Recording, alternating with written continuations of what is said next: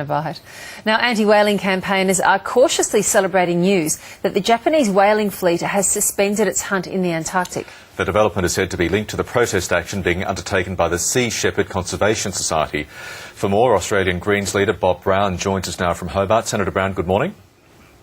Good morning, Michael. How big a victory is this for the anti-whaling activists? Well, we can't count our whale calves too early.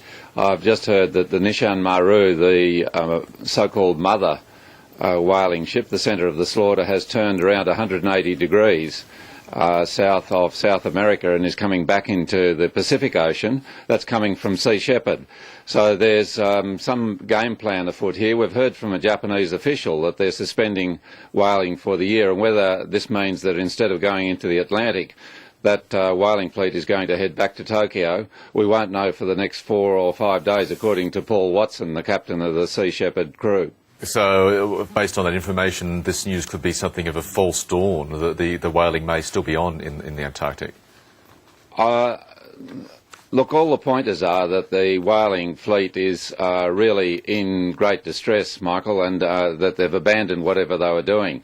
I don't think they've quite worked out what to do, but we hope they're heading back for Tokyo. What we do know is that they had a target of 945 whales this year, and the Sea Shepherd, and they're very courageous people down there, there's less than 100 whales being killed, and that's a financial disaster for the whaling fleet, and as Paul Watson's always said, they'll ultimately fail when their finances run out of luck, and certainly that appears to be the case. How much of this move would have to do with perhaps changing public opinion in Japan? Of course, we had that big scandal in the last couple of months about whaling meat. Yeah, there is a changing public mood in Japan. I was speaking to a whaling activist in Canberra this week, and he said that more and more people are being disgusted by it, that they don't want it. It's bringing international odium to Japan, and the whaling fleet is hundreds of millions of dollars in debt to the government as it is. So all round it's a bad deal. The Japanese people don't want it. The rest of the world doesn't want it.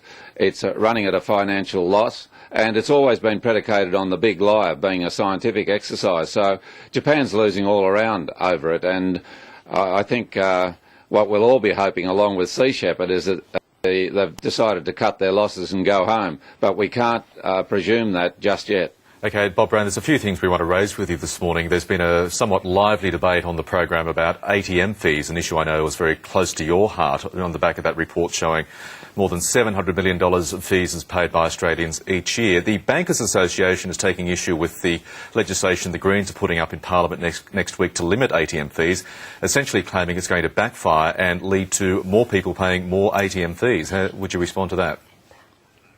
Oh, well, that's nonsense. ATM fees are not allowed in Britain. The cost of these transactions is in the order of 50 to 70 cents. It's not $2. The banks are making a big rake-off on it. People hate it. They talk about it all the time. People come up to me in the streets and airports and say how annoyed they are. And it's regressive. It hits poorer people the most. Michael, if you withdraw $20, you still pay $2. If you're wealthier like me and withdraw $200 or $300 a time, then you're paying 1/10 this private tax by the banks, and it's time they got rid of it. The big parties have been vacillating and failing in action on this. The Greens will take action, and we will be putting that legislation before the Senate in the coming weeks. The Coalition, as far as I understand, say they won't support it. How much pressure are you going to apply to the government, I suppose your partner in minority government, to back the legislation? Well, firstly, what a weak, vacillating and irresponsible attitude by the Coalition. Can they give reasons for this? No, they can't, except that they want to leave it to the banks, who, as we know, are making massive and record profits. This is a small matter for the banks. It's not huge on their accounting or their income, but it's a big matter for customers. Yes, we will be pursuing the Labor MPs, but it's private members' time, it's private members' legislation, and every single member of the Coalition, the Liberal Party, the National Party, as well as our independent colleagues and Labor members, have a right to vote for their constituency to get rid of this $2 fee with the Greens. Stephen Munchenberg from the Bankers Association told us here on News Breakfast a short time ago that he didn't quibble with the difference between the cost of providing ATMs. The Reserve Bank has put it at 75 cents. We're all charged $2 each time we use the ATM fee. But he argued that extra $1.25, for instance, had to be paid to allow banks to build more ATMs around the country. What do you say to that argument? Oh, well, you know, that's nonsense. Is he meaning to say that out of the billions of dollars profits, the big four banks are announcing they haven't got the money to put in more ATM fees to make more money for the ATM facilities to make more money for themselves? You've got to remember that the banks, when they went to ATM fees, sacked thousands of workers. They're saving that money all the way down the line. And it's about time they were more responsible to the community who uses their facilities and who keeps them solvent. During the global financial crisis, it was the Greens who supported the government to back up the banks to be able to continue to borrow at cheap rates to facilitate Australians. Now, it's about time the government, effectively, the taxpayer, took that risk and that burden. It's about time the big banks gave something back to the average customer here in Australia, and the Greens are going to pursue them until they do. Okay, let's switch to the mining industry. As you know, BHP Billiton yesterday reported a $10.5 billion half-year profit, a massive 72% increase on the previous period. Should this refocus attention or debate about the level of the mining tax?